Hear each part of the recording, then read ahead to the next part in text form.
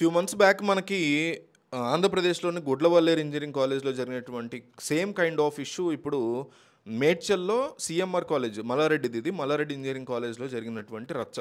ఇప్పుడు దీని గురించి లాస్ట్ నైట్ నుంచి కూడా చాలామంది అడుగుతున్నారు ఏం జరిగిందని. ఇక్కడ నిన్న రాత్రి ఒక అమ్మాయి వాష్రూమ్ యూజ్ చేస్తున్నప్పుడు ఒక వ్యక్తి మొబైల్ కెమెరాలోంచి రికార్డ్ చేస్తున్నట్టుగా కనిపించాడు. ఆ అబ్బాయిని పట్టుకునేటువంటి ప్రయత్నం చేశారు. అక్కడి నుంచి ఇష్యూ రైజ్ అయింది. ఏబీవీపీ వాళ్ళు వచ్చారు, ఈ స్టూడెంట్స్ యూనియన్ వాళ్ళు ఉంటారు కదా, వాళ్ళందరూ వచ్చారు, ప్రొటెస్ట్లు అవి స్టార్ట్ చేశారు.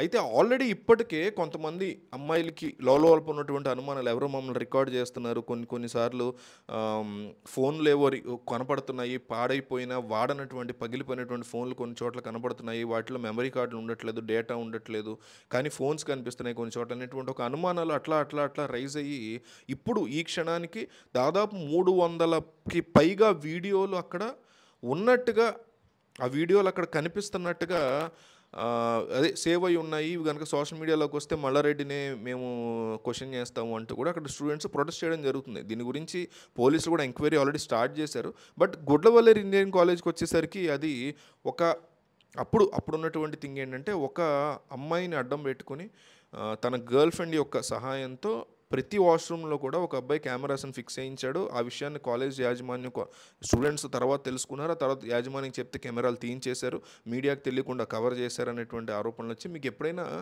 పిల్లల్ని అంటే స్టూడెంట్స్ని కొన్నాళ్ళు మాత్రమే వాళ్ళు ఏదైనా హడావుడి చేయగలుగుతారు.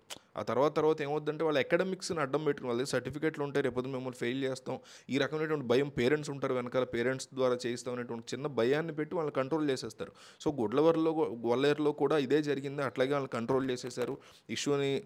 ఇప్పుడు రాష్ట్ర ప్రభుత్వం ఏదైనా ఇష్యూ జరిగింది రాష్ట్రంలో ఏం చేస్తుంది, ఏ ప్రభుత్వం ఉన్నా పోలీసులను అడ్డం పెట్టుకుని మన నోళ్ళు ముయించడానికి ప్రయత్నం చేస్తుంది. సో అదే జరుగుతుంది కాలేజ్లో, అంతకంటే భారీ లెవెల్లో జరుగుతుంది. ఇంకా చిన్నపిల్లలు కదా, మనం అన్నా కాస్త గట్టిగా మాడగలుగుతాం, వాళ్ళు ఇంకా చిన్నపిల్లలు చదువుకునే ఏజ్లో ఉన్నారు కదా, వాళ్ళ కెరీర్ నాశనం అవుతాయని పేరెంట్స్ భయపడుతూ ఉంటారు. కాబట్టి నీకు సంబంధం లేదు కదా, నీ వీడియో తీయలేదు కదా, నీ వీడియో బయటికి రాలేదు కదా, నువ్వు నోరు మూసుకో, ఇట్లా కాస్త బెదిరించేటువంటి పరిస్థితి ఉంటుంది. అందువల్ల గుడ్లవల్లేరు ఇష్యూ సైలెంట్ అయిపోయింది. సో దీన్ని కూడా అట్లాగే చేస్తారా, లేక నిజాలు బయటకు వస్తాయా? ఏబీవీపీ వాళ్ళు ఆల్రెడీ ఇక్కడ స్టూడెంట్స్ యూనియన్స్ కానీ ఫెడరేషన్స్ కానీ వాళ్ళందరూ వచ్చారు, ప్రొటెస్ట్లు అయితే చేస్తున్నారు.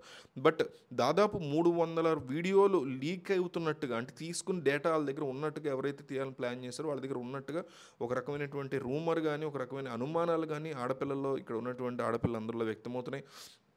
సో దీన్ని పోలీసులు చాకచక్యంగా హ్యాండిల్ చేయాల్సి ఉంటుంది. టీమ్స్ రావాల్సి ఇంకా రాలేదు. సో ప్రభుత్వం కూడా సీతక్క లాంటి వాళ్ళు, లేకపోతే హోమ్ మినిస్టర్ లేదా తెలంగాణకి రేవంతే ఉన్నారో ఆయన, లేకపోతే ఎవరో ఒకళ్ళు వచ్చి పిల్లలతో మాట్లాడాల్సి ఉంటుంది. ఇప్పుడు నేను గుడ్లవల్లేరప్పుడు కూడా ఇదే మొత్తుకున్నా, ఎడ్యుకేషన్ మినిస్టర్గా ఉన్నటువంటి నారా లోకేష్ రావాలి, అట్లాగే హోంమంత్రిగా ఉన్నటువంటి అనిత రావాలని అప్పట్లో మొత్తుకున్న వాళ్ళు ఏం రాలేదు. చెప్తున్నాగా ఇష్యూని అక్కడితో సైలెంట్ చేస్తారు. కాబట్టి ఆ తర్వాత మనకు తెలియలేదు ఏం జరిగింది అనేది. సో ఇదన్నా స్టూడెంట్స్తో కూర్చుని ప్రభుత్వాలు మాట్లాడితే వాళ్ళ ఇష్యూస్ ఏంటి, వాళ్ళ బాధలు ఏంటి, నిజంగా వాళ్ళకి భయం ఉంటే వాళ్ళ అందరికంటే ఎక్కువ బాధ్యత మనకి చదువుకునే విద్యార్థుల పట్ల ఉంటుంది. ఎందుకంటే వాళ్ళే రేపు సమాజాన్ని నిర్మించేవాళ్ళు.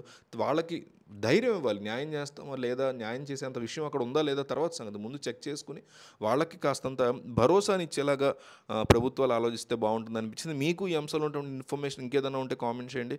ఇంకా బెటర్గా ఇలాంటి ఇష్యూస్ని డీల్ చేస్తే ఎలా బాగుంటుందో మీరు కామెంట్ చేయండి.